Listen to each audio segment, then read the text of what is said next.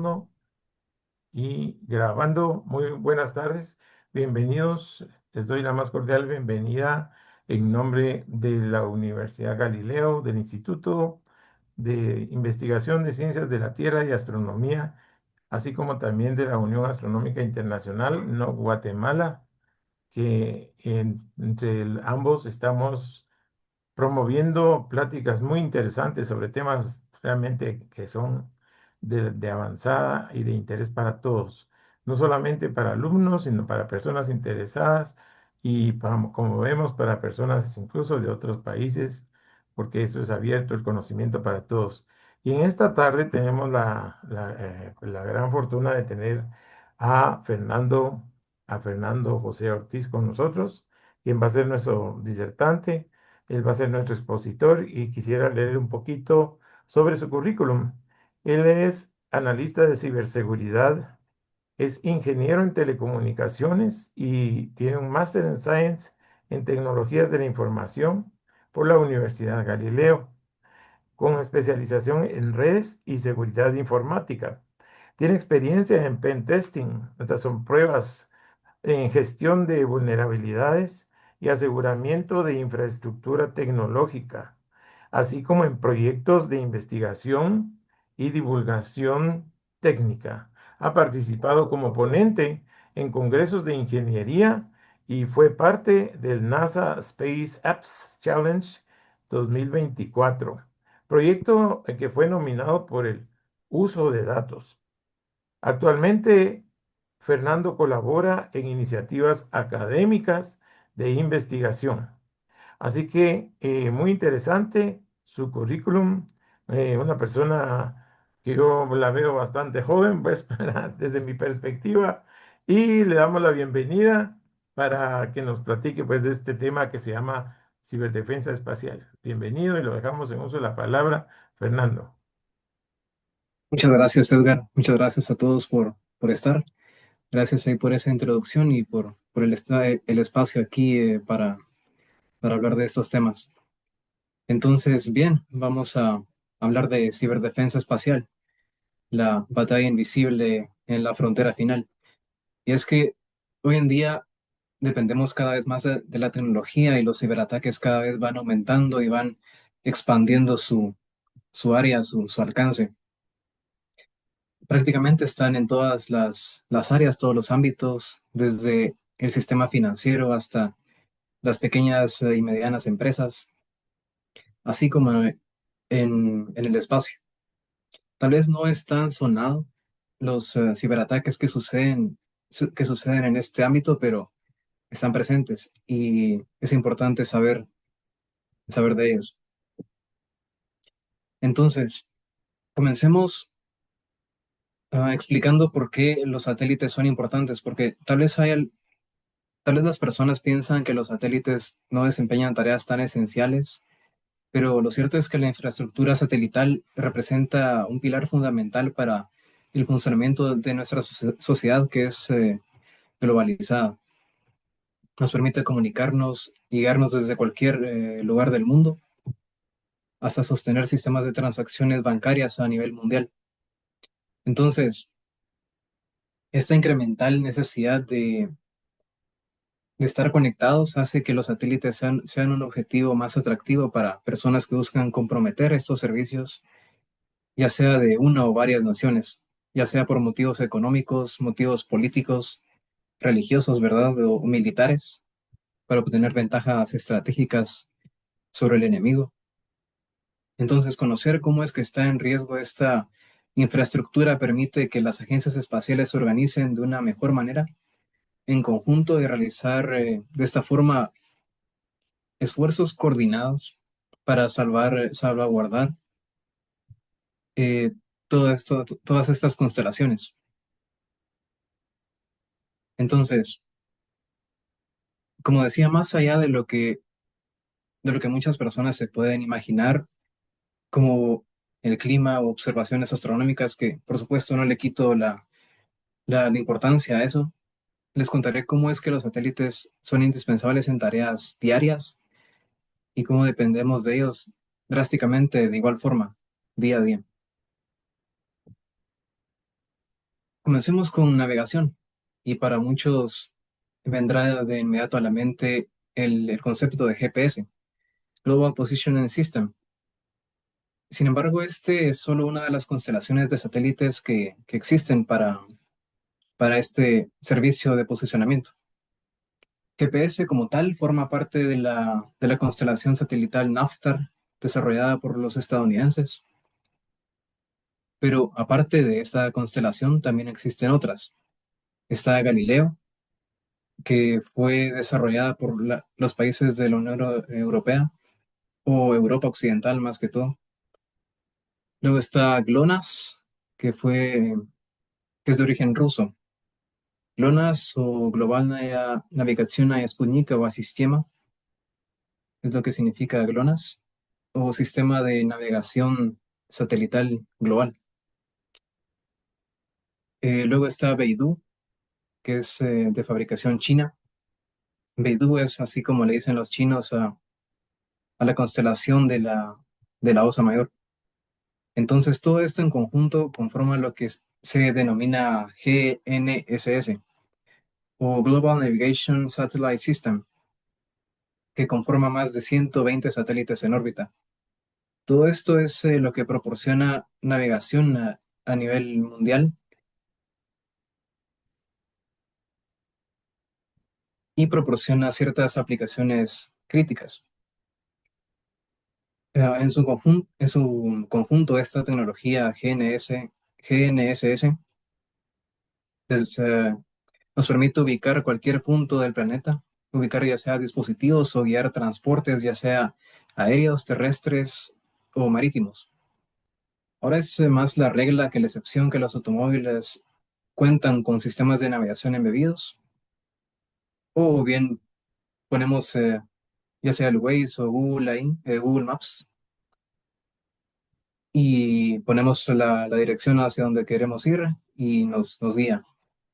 Eso sí, hay que tener cuidado de ver la ruta, porque a veces, no sé si a ustedes les ha pasado, a mí en lo personal no, que estos sistemas fallan y lo mandan a uno a atravesar una pared o algo así, o a cruzar un río. Eh, pero eso es en cuanto a navegación eh, de automóviles comunes. Pero el GPS también permite rastrear y monitorar diversos tipos de vehículos, como ya les mencionaba, el transporte marítimo, los trenes de logística, hay que mantener un rastreo de ellos para asegurar que no existan colisiones, verificar y buscar rutas óptimas para los barcos. Y lo mismo es con el tema de aviación. Y en este tema de aviación, como en general todo el ámbito de la aeronáutica, el GPS es fundamental. Y aquí en este tema quisiera detenerme un momento porque vale la pena mencionar un uso que tuvo en el que se emplearon los satélites, o bueno, un satélite en particular, en el famoso caso del MH370 de Malaysia Airlines. Como bien es sabido, este es uno de los casos más misteriosos en la historia de la aviación. Nunca se han encontrado los restos principales del avión, pero gracias a los satélites se tiene una idea de dónde pudo ser el paradero del MH370. Aproximadamente 40 minutos después de que el MH370 se desconectara de, de- de los satélites, no sé si ven mi cursor, creo que no, pero ahí donde está Kuala Lumpur, bueno, ahí dice Last Reported Position, ahí justamente es donde me refiero, ahí sobre el mar de la China Meridional. Una vez se perdió el contacto con el MH370, investigadores va de investigar métodos para ver qué es lo que pudo haber pasado con el avión. Sin embargo, no fue hasta que se decidió evaluar el sistema SATCOM del avión que se vio que el avión siguió intercambiando mensajes automáticos de mantenimiento con un satélite, en este caso de la compañía Inmarsat. Entonces, esos intercambios entre el satélite de Inmarsat y el MH370 no transmitían la ubicación, pero sí registraron el momento exacto en que la señal era enviada y recibida. Entonces, comparando estos tiempos de recepción, de transmisión y de recepción, y teniendo en cuenta que la señal viaja a la velocidad de la luz, se pudo estimar una distancia entre el avión y el satélite. Esta distancia, por cuestiones físicas, no determina un punto exacto, sino más bien dibuja circunferencias en la Tierra, porque son equidistantes hacia donde está el satélite. Estos círculos, o más bien se denominan como arcos, son los que permitieron dibujar un posible mapa del MH370. En el GPS cotidiano se usan varias de estas circunferencias o arcos para determinar la posición. El dispositivo se conecta a varios satélites y entonces la intersección de las circunferencias o de los arcos es lo que determina el punto donde se localiza el dispositivo en cuestión. Pero en este caso, dado que el MH370 se conectó solo a un satélite, se tenían solo estas circunferencias. Eso quiere decir que el MH370 pudo haber estado en cualquier lugar de esas circunferencias, sobre esa circunferencia. Luego también, tomando en cuenta el uso de los radares primarios, se pudo reducir ese círculo, teniendo en cuenta que los radares primarios, que son los que barren, barren las áreas y detectan el satélite, que fue poco después bueno, se encuentra más bien a la izquierda de Kuala Lumpur. Así se pudo seccionar un área más pequeña de la circunferencia. Y también, como estaba la estación terrestre que se intentaba mantener conexión con el satélite, se fueron generando varios arcos. Así fue como les menciono que se fue creando este mapa. Aparte, mediante análisis de frecuencia de la señal recibida, se permitió observar cambios producidos por efecto Doppler. Entonces, estos cambios de la frecuencia ayudaron a estimar la velocidad relativa del avión y a concluir que se desplazaba hacia el sur sobre el Océano Índico. Y en un último intercambio detectado, que fueron detectados siete intercambios entre el satélite y el avión.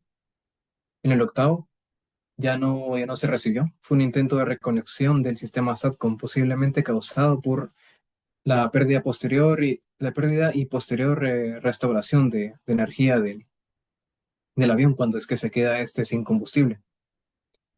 Entonces es por estos datos obtenidos a partir únicamente de un satélite que se pudo determinar de una manera más exacta dónde fue el posible paradero del MH370.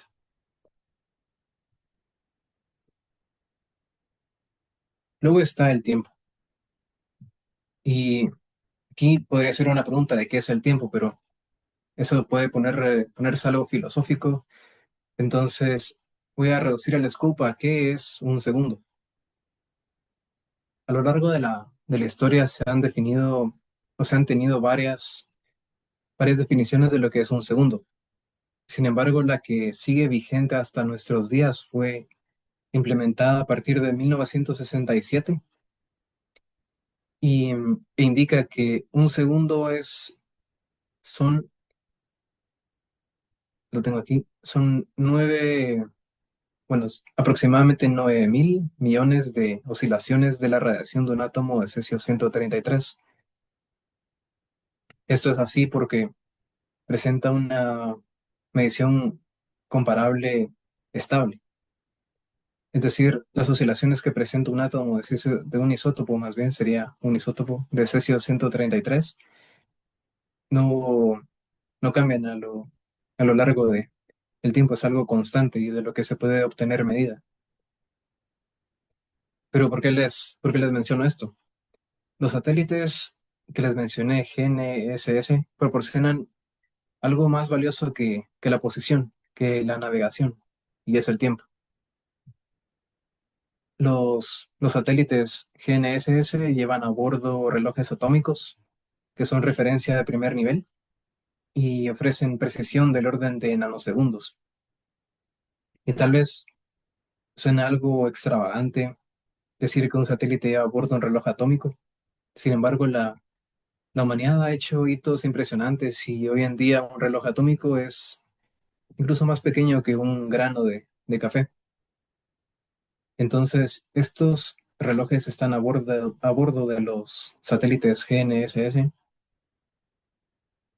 y están basados ya sea en cesio 133, como les mencionaba, o en un isótopo de rubidio 87. Usualmente se usa más el de rubidio 87 porque es más robusto y más barato.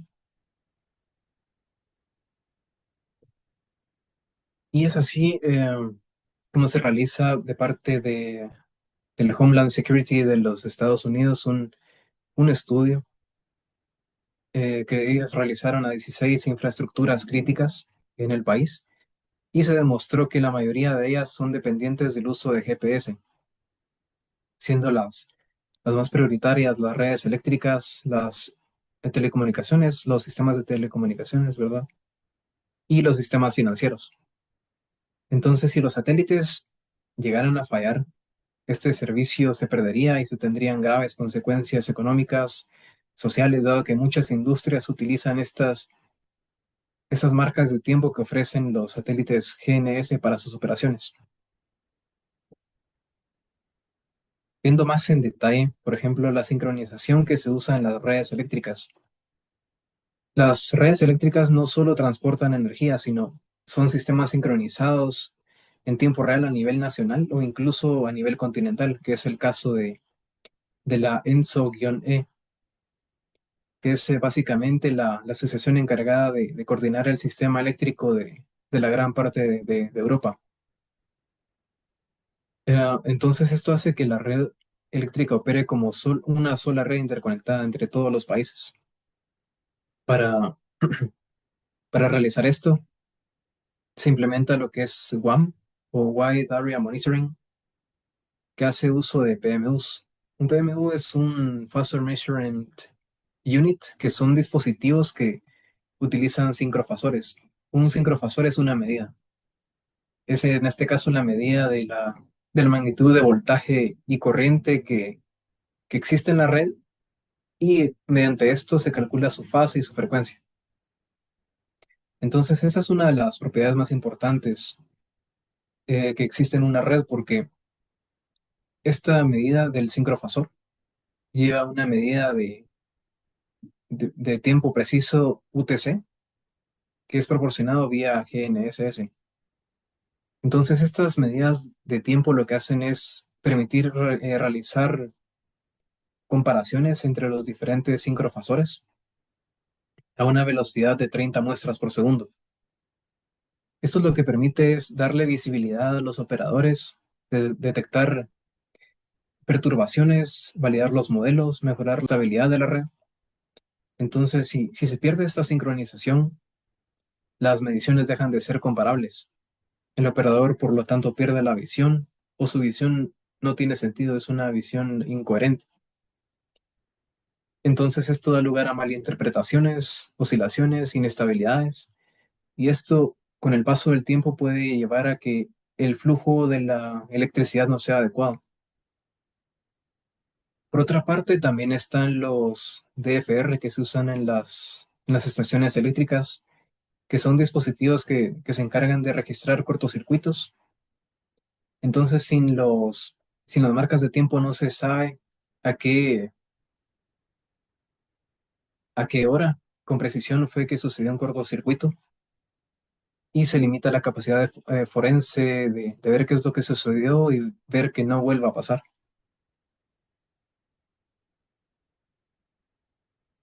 Luego está cómo es que se utiliza la sincronización en el ámbito en el ámbito de las telecomunicaciones. En general, esta sincronización permite realizar handover, que es cuando, por ejemplo, ustedes van en el carro y van hablando por teléfono. Entonces, ustedes van recorriendo la carretera y sin darse cuenta, el teléfono deja de comunicarse o transmitir de una celda para transmitir a otra.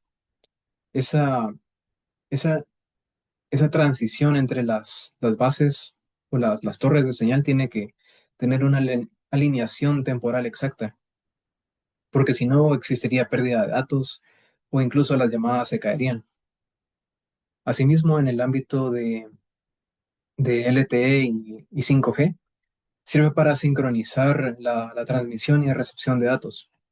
Usando una misma banda de frecuencia, se tiene esta técnica que se denomina TDD o Time Division Duplex, que es una técnica que nos observa en la imagen que va alternando diferentes, ¿cómo decirlo?, chunks o diferenciales de tiempo, digamos, pedacitos de tiempo, donde se va alternando entre que la antena recibe y transmite. Entonces esto necesita una sincronización precisa, porque en el momento en que la antena, porque son dos antenas, la sincronización permite que una antena esté recibiendo en un segmento diferencial de tiempo, la otra esté en ese mismo diferencial recibiendo, porque si no ocasionaría la misma pérdida de datos que les mencionaba. Y aquí se observa rojo y azul de forma algo grande, pero la idea es que estos segmentos de tiempo sean tan pequeños que se crea la ilusión que en la misma frecuencia se tiene un canal dúplex, como en los cables de Internet, así como están en sus casas los módems y están conectados al Internet mediante un cable de red que se le llama cable Ethernet. Se permite esto que se llama dúplex, que mediante cobre se recibe y se transmite al mismo tiempo. Lo que se quiso hacer o lo que se hace, más bien, es que en este caso la frecuencia sería ese cable Ethernet y ahí mismo se recibe y se transmite la señal. Espero ahí no haberme extendido de forma algo técnica con eso. Si quieren pueden preguntar ahí cuando, cuando requieran, cuando crean oportuno. Entonces, también está el impacto en los sistemas financieros. Y en este ámbito la sincronización GNSS también juega un rol fundamental. Cada orden de compra y venta en bolsa lleva un timestamp. Esto se usa para determinar la prioridad de las órdenes de compra y venta. Sistemas como el OATS, el Order Audit Trail System, llevan una trazabilidad de auditoría eh, para que los bancos grandes que tienen data centers en distintas regiones se correlacionen estos eventos en una misma línea de tiempo. Entonces, si lo que sucede es que si se pierde esta sincronización, las órdenes pueden aparecer fuera de secuencia, no se sabe quién llegó primero y eso rompe el principio de la equidad de mercado. Entonces, esto provoca que diferentes bolsas registren tiempos incoherentes, surjan disputas entre participantes, se suspendan las operaciones interbancarias como los pagos SWIFT, por ejemplo, y esto provoca que se pierda la confianza. Y el que se pierda la confianza en un entorno o en el mercado es una de las cosas más graves que puede pasar. Ya la historia nos lo ha enseñado que la pérdida de confianza llevó al colapso de la bolsa en varias ocasiones, porque surge esta incertidumbre, este pánico en el mercado. La gente hace retiros masivos de los bancos, los precios caen abruptamente. Entonces, actualmente existen mecanismos temporales llamados holdover, que son relojes de alta precisión que están incorporados en los sistemas bancarios, que incluso tienen sus propios osciladores atómicos. Pero si GNSS se pierde y no vuelve, el desfase se va acumulando y termina por volverse inaceptable. Actualmente existen normativas eh, como Europa. Europa tiene una normativa para el mercado financiero que exige que los bancos no tengan un desfase mayor de 100 microsegundos.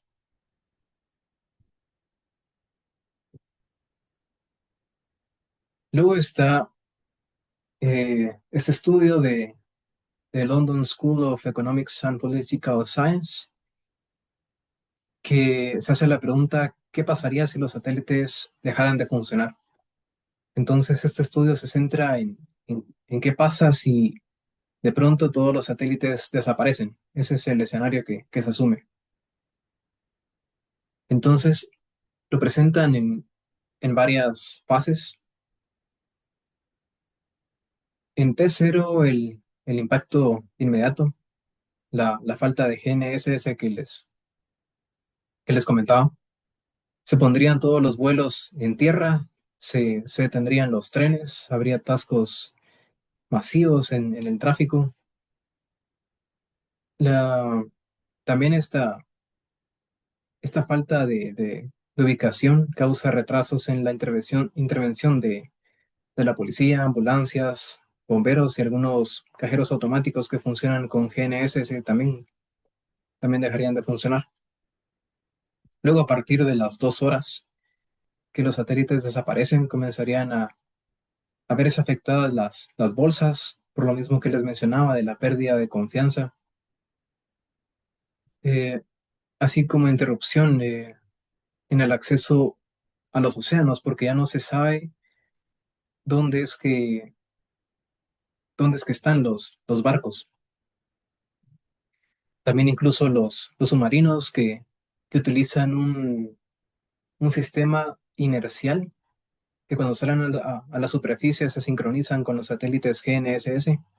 Cuando se sumergen usan este sistema inercial para saber cuántos que se desplazan, pero siempre necesita de ese refresh, digamos, de GNSS.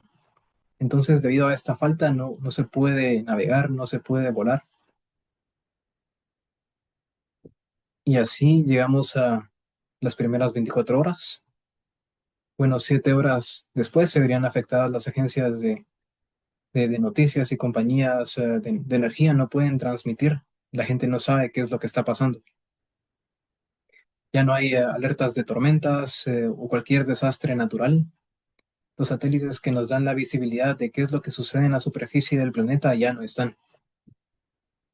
Y esto provoca congestiones porque los satélites ayudan a manejar, o más bien existe tráfico en ellos que al no estar tendrían que circular, por ejemplo, en los cables de fibra transoceánicos, lo cual hace que exista más tráfico y por lo tanto se saturen, por lo que el gobierno o cualquier entidad se limitaría o daría prioridad a la comunicación esencial.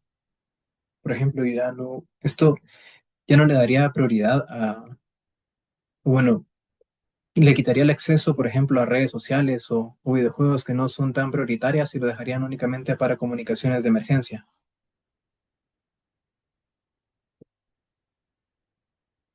Luego de 2 días, por lo que les mencionaba antes, de este sistema que utiliza la sincronización para la estabilidad de las redes eléctricas, esto provocaría la desestabilización de las redes eléctricas y por lo tanto empezarían a haber fallas en el suministro de energía, comenzarían a haber apagones y esto afectaría a la comida que necesita de refrigeración, dado que de lo contrario se descompone.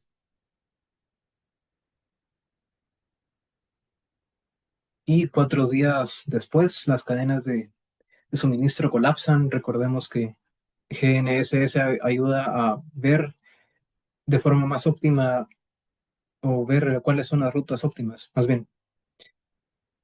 Y esto generaría el pánico en la sociedad. La gente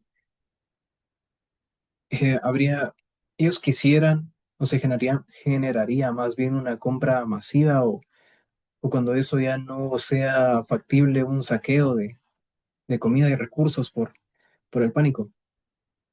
Y una semana después, la economía comienza a colapsar lentamente. Ya no habría transacciones de financiación y nuevos contratos. También se menciona la evacuación de la ISS. Y al plazo de 2 semanas, ya no se tiene registro de actividades solares. Las interrupciones en las redes eléctricas son mayores, tal vez incluso permanentes. La economía ya se vería fuertemente afectada. Las empresas de comunicaciones quedarían prácticamente en bancarrota porque ya no pueden asegurar esta integridad en las comunicaciones. Esto que les hablaba de la pérdida de datos sería, sería presente en cada intento de comunicación que se intente hacer. Entonces, esto nos dice que los satélites son indispensables. Y una infraestructura crítica es igual a un objetivo estratégico. Esto quiere decir que es lógico pensar entonces que esto mismo hace que sean un objetivo atractivo para los atacantes, para los que quieren afectar a una nación, ya sea impulsados por motivos como los hacktivistas, por ejemplo, que quieren hacer protestas, o de un enemigo de una nación que quiere realizar un daño en la infraestructura del otro país para obtener una ventaja estratégica. Dañar los satélites puede tener un efecto devastador y brindar esa ventaja incluso abismal sobre el enemigo. Pero ahora bien, existen varias formas de atacar a un satélite. Las primeras fue directamente crear un arma convencional de tipo cinético de ascenso directo. Esto quiere decir, me refiero a un misil. Eh, Existen diferentes formas de estas armas antisatélite o ASAT, por sus siglas en inglés. Están estas que les menciono de ascenso directo, están las de enfoque coorbital y también las de energía dirigida. El primero de su tipo fue el Bold Orion, que fue de origen estadounidense, fue el primer programa en existir, en desarrollar un arma antisatélite. Iniciada en 1958, fue la respuesta de los Estados Unidos cuando la Unión Soviética logró poner en órbita al Sputnik, el primer satélite artificial de la Unión Soviética. Entonces, un año después, desarrolló este programa de armas antisatélite. El Bold Orion era un misil de tipo ALBM o Aero Launched Ballistic Missile. Esto quiere decir que se lanza desde un avión. Más específicamente, el avión que se observa ahí detrás en la fotografía es un Boeing B-47 Stratojet. Entonces, ya para 1959 se realizó una prueba de este misil contra el Explorer 6 o un Explorer 6 que, que al momento de ser lanzado pasó a bueno, exactamente pasó a 6,2 kilómetros del satélite en órbita. Esto por los estadounidenses fue considerado un éxito, dado que aunque haya pasado relativamente lejos, se tenía pensado implementar al Bold Orion con una ojiva nuclear.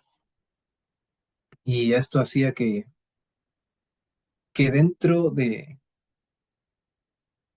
que el satélite, que en este caso era el Explorer 6, estuviera dentro del rango de la explosión nuclear del satélite, perdón, del misil Bold Orion. La ojiva nuclear era prácticamente aproximadamente de 1 megatón, entonces alcanzaba para destruir al satélite. Sin embargo, cuando se realizó la prueba, no se quiso implementar directamente colocar un arma nuclear, sino se utilizó una ojiva inerte para esa prueba. Y este fue el pistoletazo, ¿verdad?, que inició la carrera de las armas antisatélite. Ya para 1960, después de la prueba exitosa de los estadounidenses, los soviéticos comenzaron su propio programa llamado Strebitelj Sputnikov o destructor de satélites. Sin embargo, a diferencia de la doctrina estadounidense de ascenso directo, los soviéticos se decantaron más por un sistema coorbital.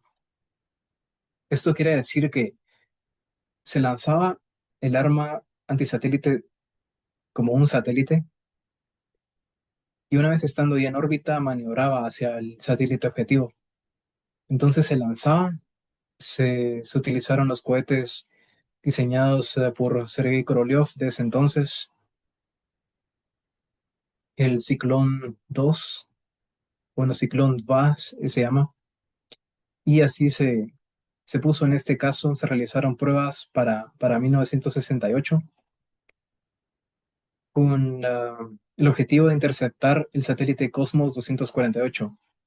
Entonces, utilizando los cohetes, se pusieron en órbita dos satélites eh, malignos, por decirlo así, porque su objetivo era destruir al Cosmos 248. Estos satélites malignos eran el Cosmos 252 y Cosmos 249. Estos luego maniobraron alrededor de 90 minutos, dándole varias vueltas a la Tierra para alcanzar al Cosmos 248 y luego detonaron una carga de metralla, que fue la que ya impactó en el Cosmos 248. Entonces, esto fue considerado por los soviéticos como una prueba exitosa y un enfoque bastante curioso de arma antisatélite. Ya para 1985, los estadounidenses desarrollaron este otro sistema, el ASM-135, que de igual forma es una LBM, y desarrolló o realizó la operación Frost, que en este caso es el misil que iba a bordo de un F-15 fue lanzado contra el satélite Solwind PT-78-1. Este satélite estaba a una altitud de 555 kilómetros. Impactó en él a una velocidad de más de 24.000 kilómetros por hora.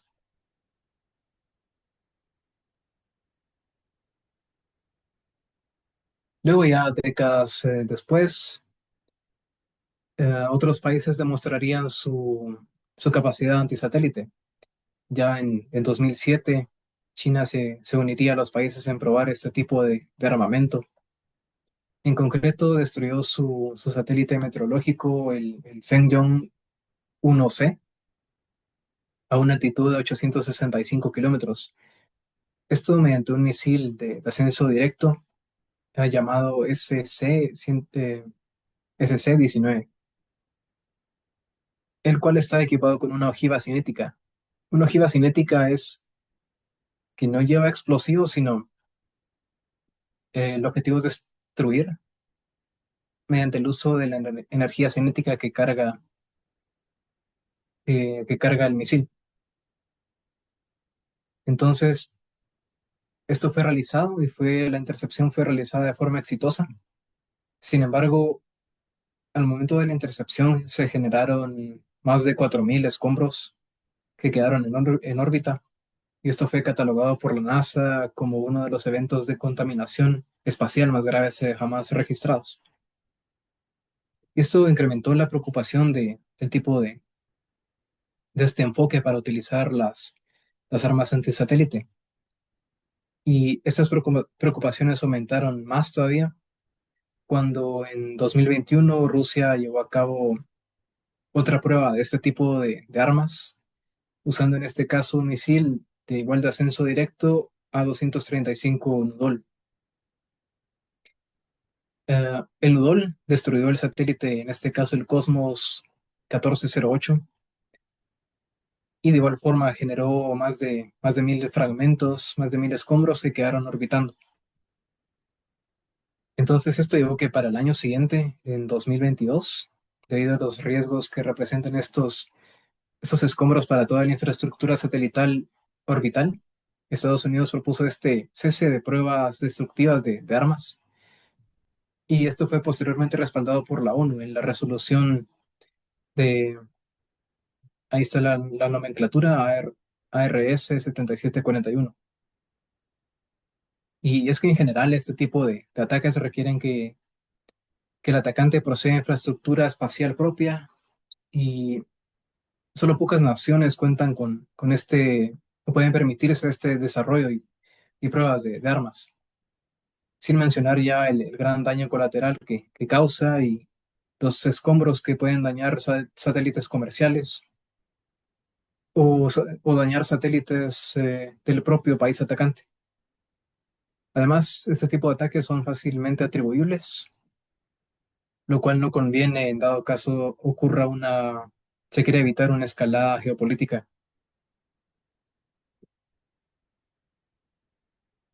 Luego están los ASAT de energía dirigida. Por ejemplo, por parte de Israel, que se ha desarrollado lo que es el Iron Beam. Son sistemas particularmente de tecnología avanzada. Y hoy en día existen rumores, esto aún no está confirmado, que Israel ya está haciendo uso de este Iron Beam para derribar misiles iraníes. Por su parte, Francia también anunció en 2023 que para 2030 va a desplegar los sistemas Flame y Bloomlace, que en este caso Flame es un satélite, sería un satélite con capacidad láser previsto para desplegarse a final de la década, y Bloomlace es su contraparte o su homólogo que estaría posicionado en tierra. Ambos sistemas láser para defensa espacial. Y aquí es en este contexto donde surgen los ciberataques. Los ciberataques han emergido como una alternativa significativamente más accesible y estratégica para afectar este tipo de sistemas. Los actores que quieran causar daño ya no son naciones con un programa espacial, sino ya puede ser cualquier grupo criminal o nación que no posea este tipo de programas que pueden realizar ataques contra esta infraestructura. Además, los ataques son más precisos, son con una atribución más difícil de determinar. Además, dado que reparar un satélite en órbita es prácticamente imposible, un ataque cibernético que comprometa el software o la lógica de control o la operación de un sistema puede generar pérdidas millonarias a cambio de unos cuantos recursos computacionales, unas cuantas líneas de código y conocimiento técnico, eso sí, avanzado. Hace que esta, exista esta simetría de bajo costo, y es lo que convierte al ciberataque en una operación altamente atractiva desde el punto de vista estratégico. Pero ahora, ¿cómo es que se ataca un sistema satelital? ¿Cuál o cuáles son los objetivos a los que apunta este tipo de ataque? En general, Se puede decir que este tipo de ataque busca comprometer cualquier enlace de la cadena que conforma un sistema satelital, que está conformado por el segmento espacial, es decir, el satélite per se, todos los subsistemas del satélite, el software, el hardware que lo conforman, el segmento terrestre, conformado por las estaciones terrenas, los centros de control, las redes de soporte, el segmento de enlace de comunicaciones, que comprende todos los canales de comunicación, de subida, de bajada entre satélites, los usuarios terminales o todos los clientes, los consumidores de los servicios que ofrecen los satélites y la cadena de suministro, que es el software o hardware que proviene de, del proveedor global. Y las operaciones de lanzamiento, que incluye toda la telemetría del cohete, control de tierra, sistemas de combustible. Entonces, en dependencia de que ese ataque, se tiene la capacidad de degradar el servicio, de obtener control parcial o incluso total del satélite, o utilizar un punto de acceso hacia otras infraestructuras críticas o bien destruir por completo el satélite. Entonces, como se dijo anteriormente, una vez el satélite está en órbita, es básicamente imposible repararlo físicamente. De esta manera es que se puede realizar una inyección de comandos maliciosos en el satélite. Esto puede ya sea alterar su órbita, sus operaciones. Pueden instalarse malware, backdoors en el software. Muchas veces se trata de sistemas operativos en tiempo real o RTOS. Alguna distribución de Linux, como es el caso de los satélites de SpaceX, de los Starlink de SpaceX, o en componentes fabricados en masa, que muchas veces son utilizados en los satélites con el fin de abaratar el costo de fabricación del satélite. Eh, y, por ejemplo, se tiene lo que es el primer ataque contra un satélite, en este caso fue el Rosat o Ronten Satellite, que fue en 1998. Este era un satélite de rayos X desarrollado por Alemania, Estados Unidos y Reino Unido. Se cree que fue de autoría rusa, sin embargo, esto nunca fue confirmado, pero el análisis forense así lo indica. Fue una infiltración en el Goddard Space Flight eh, de la NASA que sucedió esta intrusión. Entonces, un actor malicioso logró infiltrarse en un servidor de FTP. FTP es un protocolo para transferir archivos. Entonces, mediante una combinación entre ingeniería social y ataques de diccionario, logró acceder a este servidor FTP. Y este servidor FTP tenía permisos de lectura y escritura. Eh, y fue a partir de aquí que, que descubrió que podía mandar señales al satélite, modificó los valores de los algoritmos usados por el ROSAT, haciendo que apuntara hacia el Sol. La primera vez la NASA lo detectó como un error y lo detectó y pensó que fue un error, entonces simplemente lo devolvió hacia donde estaba. Pero meses después el atacante realizó otra intrusión en los servidores de la NASA y volvió a modificar el control de actitud. Y esta vez el daño causado en el sensor de rayos X cuando el ROSAT apuntó hacia el Sol lo terminó dañando irreparablemente. Finalmente se decidió abandonar el proyecto y en Rosat se terminó desintegrando en la atmósfera en 2011.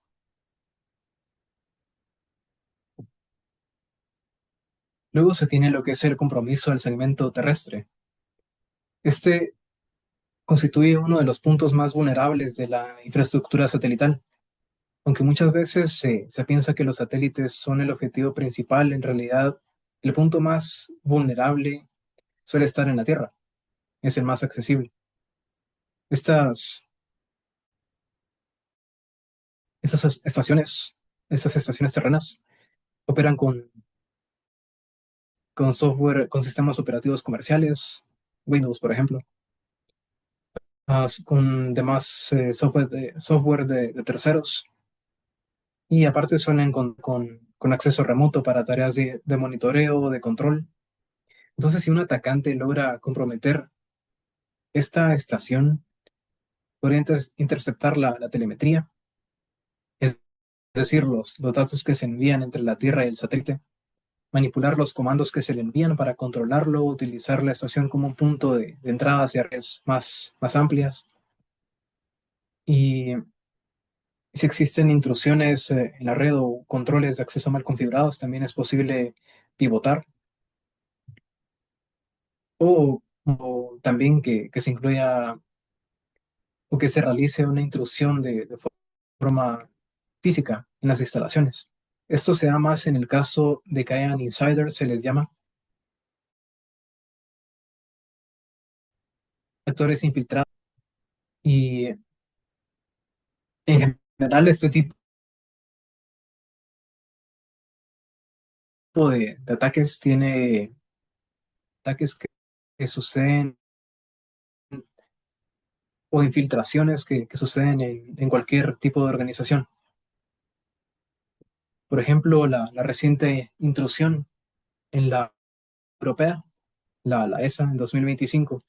Entre diciembre de 2025 y enero de 2026 ocurrió que ciberatacantes lograron inmiscuirse en los servidores de la ESA.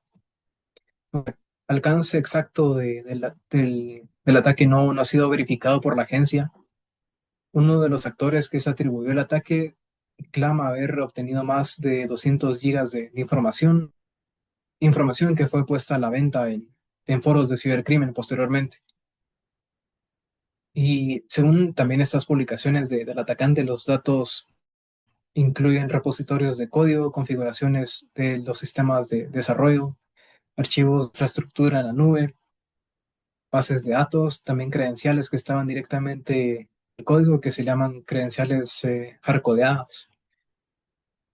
Y también procedimientos operacionales, documentación de los sistemas espaciales, de los proyectos realizados y por realizar. También los proyectos como SpaceX, Airbus o tales Alenia Space.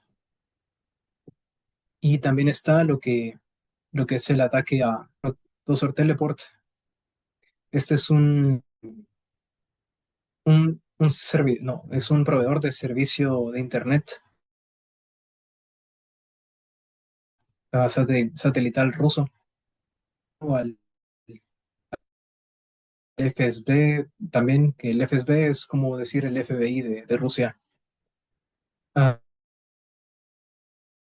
también barcos de la flota del norte de Rusia, en general, también a la población.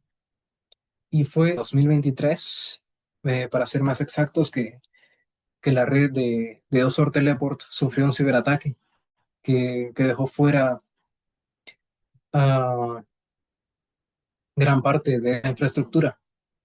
Incluso el sistema autónomo de Osor Teleport desapareció de las tablas de enrutamiento. Esto fue durante unas 15 a 16 horas. Por parte de la empresa se indicó que la intrusión pudo haber comenzado por los atacantes de la empresa y luego y borrar información, uh, luego enviar malware a los terminales, a los satélites, y estos a su vez dejaron fuera sin acceso a Internet a los clientes. El ataque fue después atribuido a un miembro del grupo Wagner, que el grupo Wagner es una operación, una organización más bien, militar privada. Es decir, son mercenarios de origen ruso. Y la fecha que, como les menciono, fue el 29 de agosto. Justamente este grupo Wagner se ruso y trató de darle golpe de estado a Vladimir Putin. Entonces, hace sentido que haya sido el grupo Wagner en orden como les menciono, obtener ventajas de la Federación Rusa para conseguir ese objetivo de llegar a Moscú. Luego están los ataques a las terminales de usuario, por ejemplo, los módems de Viasat o los platos de Starlink. Estos suelen ser un objetivo de denegación de servicio. También la destrucción de firmware que se busca para realizar ya sea exfiltración de información de forma inadvertida. Desde esto puede ser el ataque a la red satelital acá desde que usa esta banda. Entonces los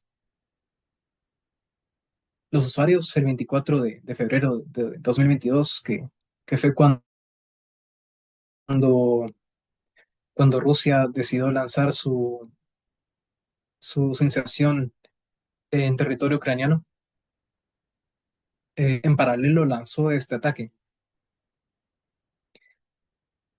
Cuando las tropas rusas estaban ingresando en el Donbass, así como en otros lugares de Ucrania, ocurrió esta interrupción de los servicios de Internet de banda ancha.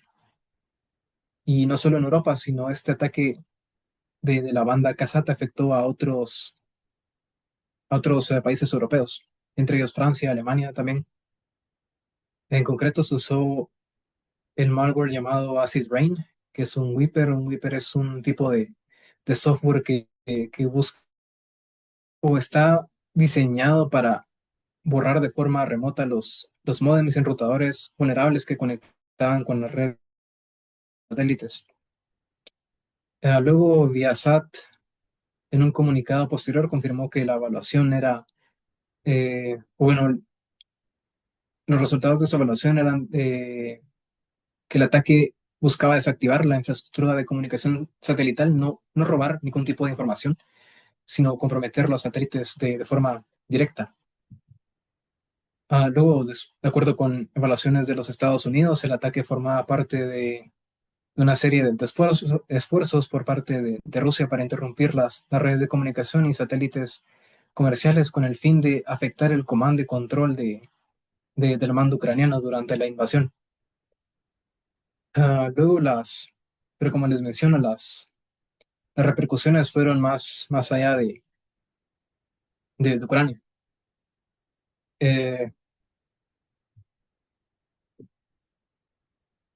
el impacto del ciberataque dejó a miles de usuarios sin internet durante más de 2 semanas incluso.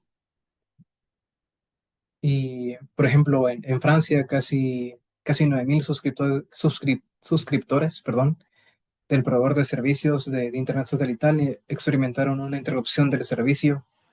Más de 40.000 usuarios en general de Internet satelital en toda Europa, a países también como Italia y Grecia, Hungría, Polonia, sufrieron de este ataque. Y esto deja ver cómo, cómo un solo ataque satelital hacia infraestructura comercial puede tener efectos devastadores y de forma que abarca más regiones. También están los ataques a los enlaces de comunicación, que estos pueden clasificarse en tres, como les mencionaba. Están los uplink, o enlace de subida, downlink o enlace de bajada, y los intersatellite, que son los enlaces que cuando están las constelaciones comunicándose satélite con satélite. Entonces, este tipo de ataques suelen comprometer o buscar una denegación de servicio mediante técnicas de jamming. El jamming consiste en provocar tanto ruido en en el medio, que en este caso es el aire, que el receptor no pueda demodular la, la señal del emisor. Es como si, imagínense, están en una habitación y ustedes son la persona A y quieren hablar con la persona B, pero hay una persona C que está gritando, no sé, tiene una bocina y hay tanto ruido que ustedes no pueden comunicarse con la persona B. Entonces es así como funciona el jamming. Genera ruido en el entorno. Más precisamente, hablando del enlace de bajada, el atacante puede interceptar el tráfico, escuchar la telemetría que se envía entre el satélite y la Tierra. Esto lo que le permite es después no tomar un control directo del satélite per se, sino lo que hace es que le proporciona información crítica sobre el satélite y cómo es que se comunica, los patrones de operación, qué comandos tiene asociados con qué identificadores para activar X función. Ah, y luego puede atacar el uplink, el enlace de subida. Ya con ese ataque planificado se puede hacer lo que se llama spoofing, que es realizar una falsificación de señales. Es decir, yo le envío al satélite una señal que haciéndome pasar por una estación terrena. Y si los mecanismos del satélite son débiles o inexistentes para comprobar la legitimidad de las señales, entonces se puede hacer que el satélite ejecute instrucciones legítimas desde el punto de vista del propio sistema, aunque su origen sea malicioso. Se pueden realizar ya sea cambios de configuración, activación de ciertos subsistemas o desactivar otros, o incluso realizar un sabotaje coordinado que afecte múltiples satélites, así como el ROSAT que vimos anteriormente, que se enviaron mediante ese servidor FTP los comandos para hacer que cambiara de posición. Es así como se realiza o el objetivo de esto. También otro ejemplo de esto es que continúa hasta hoy en día son los ciberataques hacia las constelaciones Starlink, que con el conflicto ruso-ucraniano, que actualmente es una guerra de desgaste prácticamente, a toda la infraestructura de telecomunicaciones de Ucrania depende de los Starlink. Entonces, esto hace que sea un objetivo militar legítimo para la Federación Rusa y es así como se reporta periódicamente que existen pérdidas de conexión porque las Fuerzas Armadas de Rusia realizan técnicas de jamming principalmente para interrumpir esta conexión. Luego están los ataques a la cadena de suministro. Uh, Esto lo que busca es afectar el software y el hardware que usan los satélites antes de que estos sean puestos en órbita, antes de realizar esta inserción. Entonces están los componentes COTS o componentes comerciales, que pueden ser ya sea open source y son utilizados con el objetivo de no realizar tanta inversión en tecnología avanzada en un satélite que no la requiere.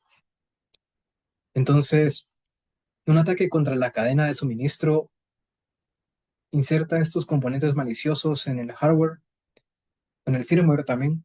Así es como se realizó un estudio de Spy Chain que demostró que es posible y además técnicamente viable explotar una cadena de suministro para la realización de un CubeSat, que son una especie bueno, un CubeSat es un satélite comercial eh, con una filosofía de despliegue rápido. Entonces, se demostró que se pueden insertar componentes en el hardware que luego permiten capacidades de espionaje o sabotaje antes de que el CubeSat sea puesto en órbita. Y esto hace que el satélite no sea comprometido donde, donde en el espacio que es inaccesible o muy, muy inaccesible, muy difícil de acceder, perdón. Ah, y así se instalan backdoors también. Con el hardware hay un concepto que se llama hardware Trojan, que lo que hace es instalar un backdoor en el hardware. Y esto a consecuencia únicamente de abaratar costos. Es decir, un satélite en general cuesta entre 100 y 500 millones de dólares. Un satélite tradicional. Pero el CubeSat que les menciono puede costar entre 50.000 hasta 2 millones de dólares. Pero esto también representa una desventaja al tener este vector de ataque que se puede aprovechar. Y luego están las operaciones, bueno, perdón, los ataques contra las operaciones de lanzamiento. Eh, Se realiza una intrusión cibernética, ya sea en las redes OT de lanzamiento. Las redes OT son como Internet of Things, afectan todos estos sistemas embebidos, pueden afectar la telemetría del cohete también, o la configuración del satélite per se. Y de momento no han habido reportes o incidentes de esta naturaleza, sin embargo, el vector de ataque es latente, está ahí.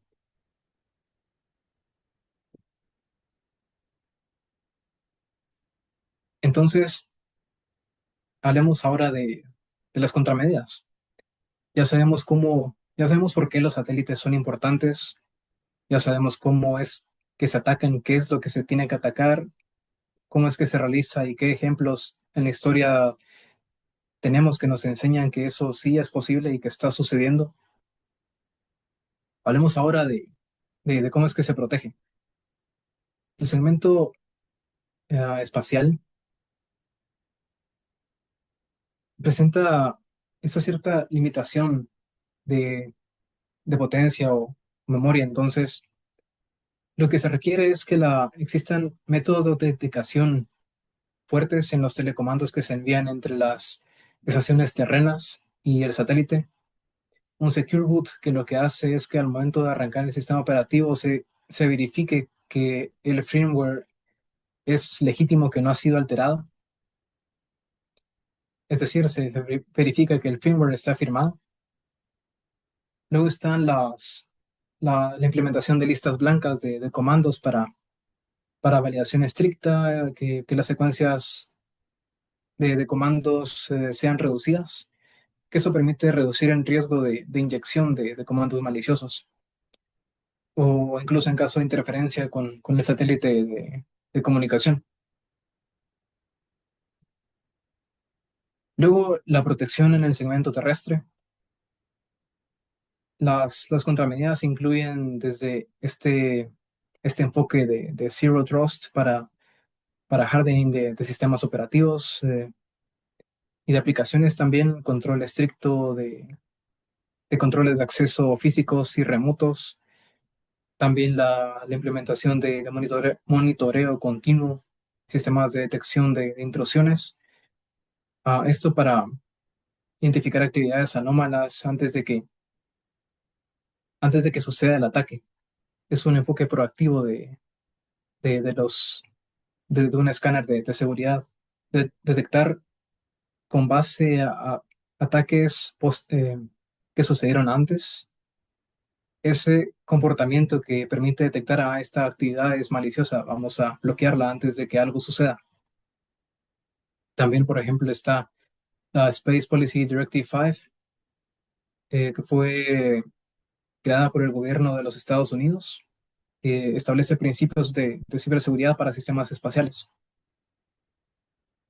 Y también otras recomendaciones como las buenas prácticas del NIST, NIST, el Cyber Security Framework. NIST es esta National Institute of Standards and Technology, que es NIST fueron de hecho los creadores de este reloj atómico a escala de un chip de computador. Entonces su rol es fundamental en el desarrollo de nueva tecnología hoy en día. Y bueno, siguiendo, también es imprescindible el uso de autenticación multifactor, sistemas de capacitación para prevenir también las amenazas internas que pueden suceder, que les mencionaba que las propias personas se infiltraban en las instalaciones. Luego está la protección de los enlaces de comunicación, el cifrado de uplink y el downlink, verificar la integridad de los datos que no hayan sido alterados por algún intermedio y protección anti-replay. Ejemplo de esto es lo que ha estado o lo que realizó el año pasado la constelación de GNSS de Galileo, uh, que es denominado OSNMA. OSNMA o Open Service Navigation Message Authentication es un sistema de autenticación que provee este tipo de verificación criptográfica eh, a quienes se conectan a la constelación.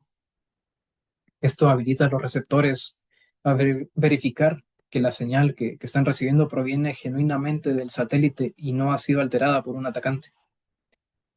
Grosso modo, este OSNMA funciona usando firmas digitales, divulgación de claves con cierto delay. El proceso como tal consta de una fase donde el satélite inicia la comunicación, el satélite de la constelación Galileo transmite el mensaje que incluye esta data de autenticación. Entonces, cada mensaje contiene una etiqueta criptográfica llamada MAC, que en este caso MAC no es la MAC address, que es de la que se habla comúnmente, sino MAC en este caso significa Message Authentication Code, eh, que se genera con una llave secreta. Esta llave no es revelada inmediatamente, sino es después de un corto desfase. Esto y esto se hace en el siguiente mensaje. Entonces el receptor recibe ese mensaje del satélite Galileo y posteriormente recibe el siguiente mensaje con la data revelada y verifica la llave criptográfica. Si la autenticación es válida, el receptor entonces confirma que el mensaje fue generado por un satélite Galileo y que la señal no ha sido modificada durante la transmisión, dado que, dado que el atacante no conoce la llave secreta al momento de la transmisión, es extremadamente difícil forzar mensajes válidos, lo cual convierte a Galileo en la primera constelación GNSS en implementar medidas contra spoofing de señal. Luego está la mitigación del jamming y en cuanto a esto, empresas como uBlocks, por ejemplo, que es una empresa suiza, esta empresa desarrolla y fabrica tecnología GNSS para distribución de tiempo. Um, Incorporan estos mecanismos de detección de jamming, que lo que hacen es que cuando lo detectan permite reaccionar porque está constantemente evaluando el entorno. Entonces, una vez existe una detección de jamming, se usa ya sea redundancia multibanda que incorporan esos componentes, es decir, ya no se usa la misma frecuencia, sino se hacen saltos de frecuencia. Si un atacante realiza jamming a una frecuencia en específico, entonces viene el componente y salta a otra frecuencia. Eh, y cuando el atacante salta a esa otra frecuencia, vuelve a saltar y así sucesivamente. También incorpora algo interesante que es esta redundancia multiconstelación, que lo que hace es que se reciben señales de constelaciones GNSS provenientes ya sea de Galileo o de las anteriores que mencionamos, GLONASS, GPS, Beidou, todas ellas, lo que hace que se tenga esta resiliencia frente frente a este tipo de interferencias. Luego, en cuanto a la cadena de suministro, como se mencionó, está el Secure Boot para asegurar el firmware que se va a arrancar, el firmware autenticado. También la ya mencionada Space Policy Directive está llamada o explícitamente se enfoca en gestionar este riesgo de la cadena de suministro porque obliga a quien la implementa a llevar un rastreo de los productos, a examinar a los proveedores y detectar falsificaciones.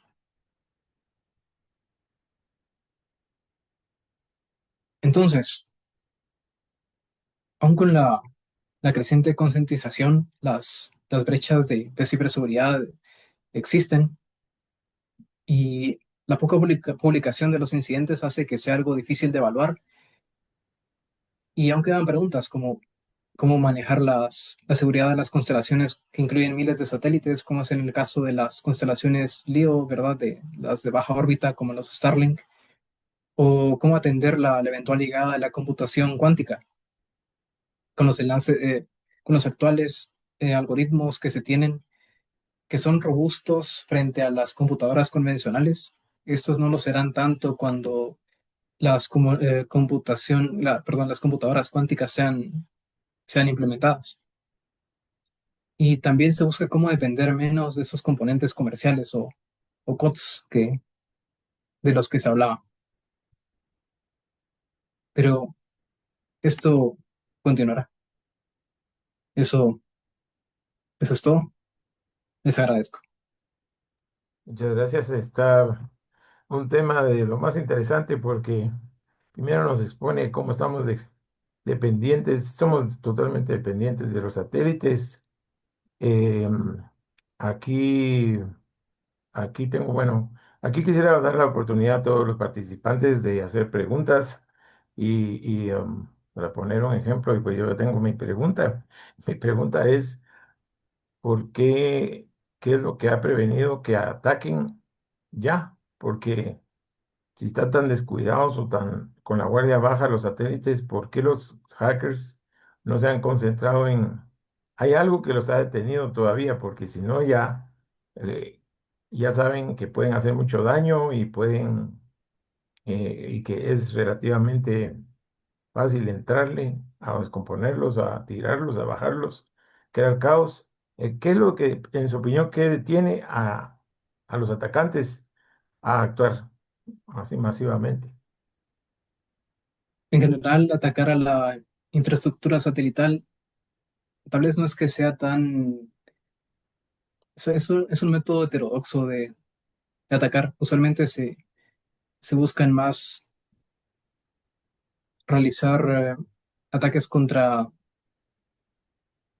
los servidores de la compañía más bien que atacar a los satélites. O los objetivos de los atacantes son un poco más precisos y no requieren tanta envergadura, digamos. Pero cuando la oportunidad se requiere, como lo que mencionaba de los objetivos militares de Ucrania, por ejemplo, se ve que Ucrania depende de los Starlink para comunicarse, entonces ahí es donde se presenta una razón viable para proceder de esa manera.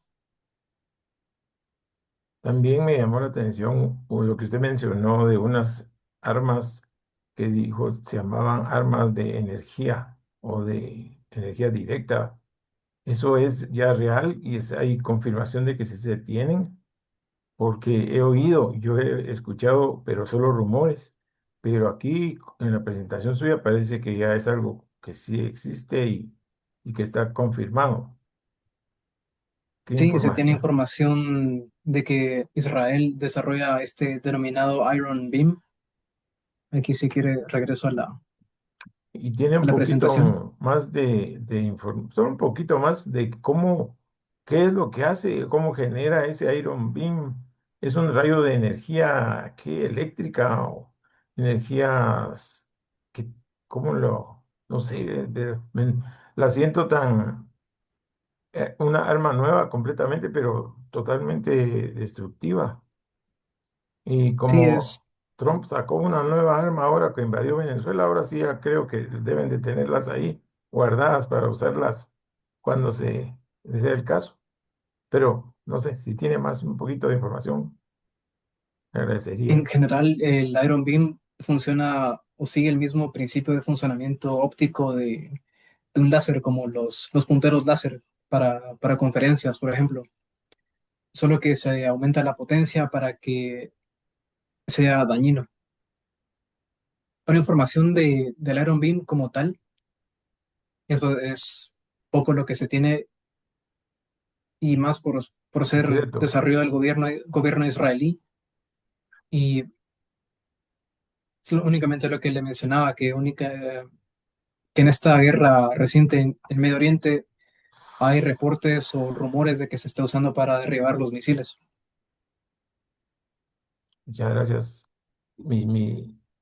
Digamos, podría bajar un avión, digamos, si se lo dijeran a un avión de guerra y le pegaran, lo podría bajar, me imagino.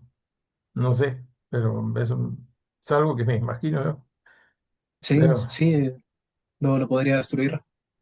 En este caso, el haz de fotones podría dañar cualquier es, sistema es láser, es un láser, es como un gran láser. Sí, Eh, básicamente es un gran láser, sí. Claudia Pivaral tiene una pregunta, dice una duda. ¿Con la computación cuántica sería más segura las telecomunicaciones utilizando criptografía cuántica? Sí, que es este enfoque, gracias ahí por la pregunta, es este enfoque de post-quantum security que se tiene. Hay varios desarrollos ya respecto a eso para combatir al algoritmo de Shor, que es un algoritmo de computación cuántica que busca vulnerar las llaves, por ejemplo, las llaves criptográficas de AES-256 que usan este proceso logarítmico de encriptación. Ese es vulnerable al algoritmo Shor, pero mediante la paridad de existente de telecomunicación cuántica, eso busca cómo evitarse. Muy bien. Em, También había otra, aquí hay otra, ahí está. ¿Alguien más quisiera hacer alguna pregunta que podemos aprovechar, ya que tenemos aquí el ingeniero, que bien nos ha expuesto este tema, que no todos los días tenemos esta exposición de los satélites? Casi nunca pensamos en los satélites solo cuando hay una fulguración solar, que esa es otra cosa que podría poner en peligro las transmisiones satelitales, pero no pero por cosas naturales, normalmente estamos viendo eso, pero no por ataques, pero sí se pueden dar, vemos acá. Entonces es algo que si se da, pues sí puede dejar paralizado a un país. Hoy, y también que somos ahora, digamos, sin satélites no tendríamos WhatsApp, no tendríamos Waze, no tendríamos una serie de aplicaciones que hoy usamos todos los días, GPS, el mismo Zoom, el mismo Zoom de todas las telecomunicaciones. Así que realmente somos vulnerables en ese sentido. Y qué bueno que ya se estén tomando medidas para también para cubrir eso, porque entre más avance la tecnología, telecomunicaciones y como dice Claudia, la mecánica cuántica, las computadoras cuánticas, va a ser más dependencia de la tecnología. Ahí tenía otra pregunta para usted. Usted dijo que cuando ya las computadoras cuánticas estén funcionando pues en toda su potencia, ¿cómo en qué tiempo le da usted a las computadoras cuánticas para que estén ya mm, operativas en el mercado? Yo pienso que eso llevará unas décadas. Precisamente cuántas, no, pero Décadas. sí en el orden de las décadas. Mm. Entonces, la idea de la información ah, o la doctrina que se hace es que se roba la información encriptada y se almacena a la espera de que las computadoras cuánticas estén disponibles en el mercado y esa información es fácilmente desencriptada con este tipo de recursos. Yo no sé aquí a nuestra audiencia si le pasa lo mismo, pero cuando yo oigo hablar de computadoras cuánticas, armas de energía, inteligencia artificial, y yo ya estoy sintiendo que estamos ya en otra era, totalmente diferente a cuando yo, por ejemplo, a cuando yo empecé a estudiar computadoras que programábamos en COBOL, en RPG. Eran computadoras casi que arcaicas, ¿verdad? Pero eran las de nuestra época, pero hoy se habla de cosas ya diferentes. Yo veo que de lo que se está hablando ahora ya es de algo totalmente de... Es un salto tremendo. Computadoras cuánticas, unas velocidades increíbles, en rayos de energía que pueden botar un avión. Eso solo se miraba en las caricaturas o en películas de ciencia ficción. Y ahora estamos hablando de todo eso y la inteligencia artificial está metiéndose por todos lados. Entonces, por eso preguntábamos, ¿en cuántos años? ¿10 años, 20 años vamos a... Y ya todo esto funcionando, es otra era ya, la que estamos viviendo. Alguien comentó aquí algo. En su experiencia, dice aquí una pregunta para el ingeniero Ortiz. En su experiencia, ingeniero Ortiz, ¿cuál de los ataques que usted nos expuso está al alcance de un usuario común? Sí, más que todo serían la técnica de jamming. Por ejemplo, no sé si han visto estos Flipper Zero. Esos ya incorporan tecnología de jamming de señales. En Eh, general, constan de sistemas embebidos que hacen este ruido en la banda de frecuencias y ya realizan este tipo de ataques. Es decir, es lo más accesible al usuario de mm. los sistemas o de los ataques que vimos. El jamming es lo que usted explicó, que es como que alguien estuviera haciendo bulla y que no deje que otros dos estén hablando. Sí, sí.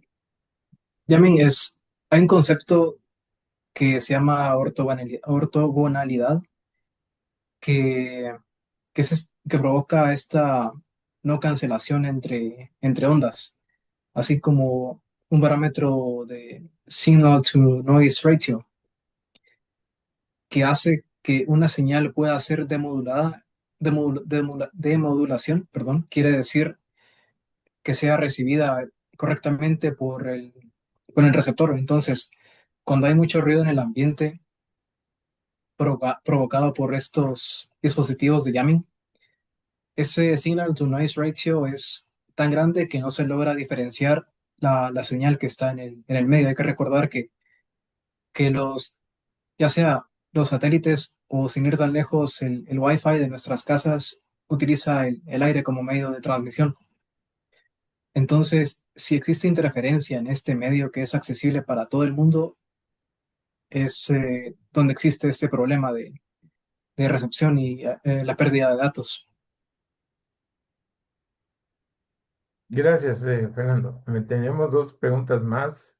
Y con esas creo que vamos a cerrar. Una es de Carlos. Dice, buenas noches. Cuál será el futuro a mediano plazo de los satélites? ¿Llegarán a ser obsoletos y sustituidos por otra tecnología menos invasiva aeroespacialmente hablando? Bueno, aquí se habla más de la contaminación espacial que existe, es un tema preocupante también. Sin embargo, en mediano plazo no veo por qué se desistiría del uso de los satélites, porque continúan siendo una infraestructura confiable de la que dependen los sistemas que habemos, que algunos o que en su mayoría son esenciales para la sociedad como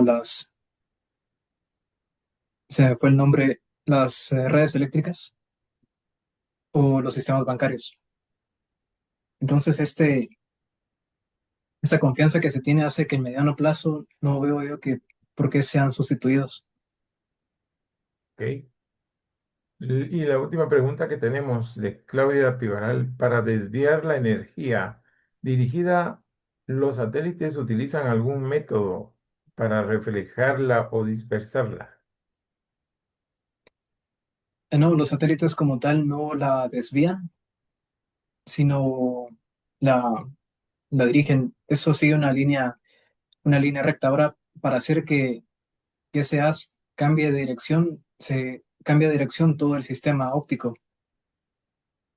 Es decir, no es que funcione, podría pensarse que funciona con espejos y, y así internos, pero es más efectivo cambiar de dirección la totalidad del componente óptico, así como aquí la torreta del Iron Beam, esa, esa gira sobre su propio eje. Muy bien. Bueno, hemos hablado de tecnología en el espacio, hemos hablado de armas para destruir esa tecnología también, hemos hablado de las debilidades que tienen y hemos hablado de el futuro. Realmente una plática muy interesante y sobre todo porque es muy concreta, es algo que ahí está funcionando todos los días y que nosotros lo usamos. Así que queremos agradecerle al ingeniero Fernando por habernos ofrecido esta charla y habernos regalado toda esta información que seguramente le llevó mucho tiempo construir y por haberla compartido con nosotros.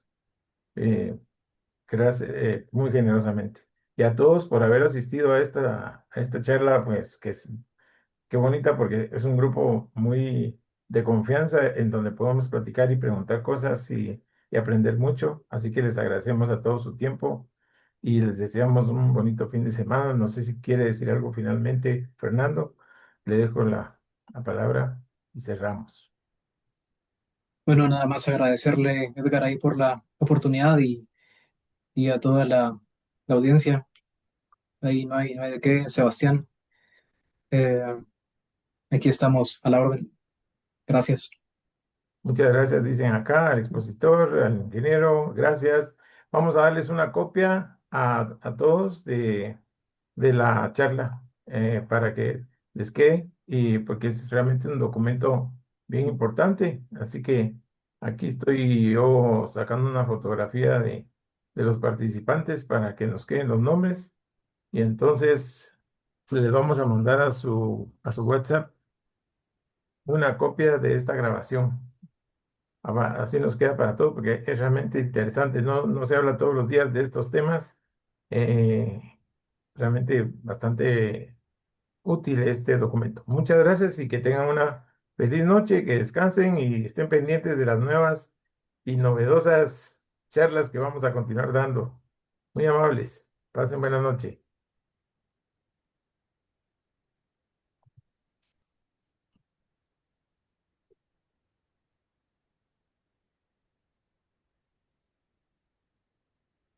Listo.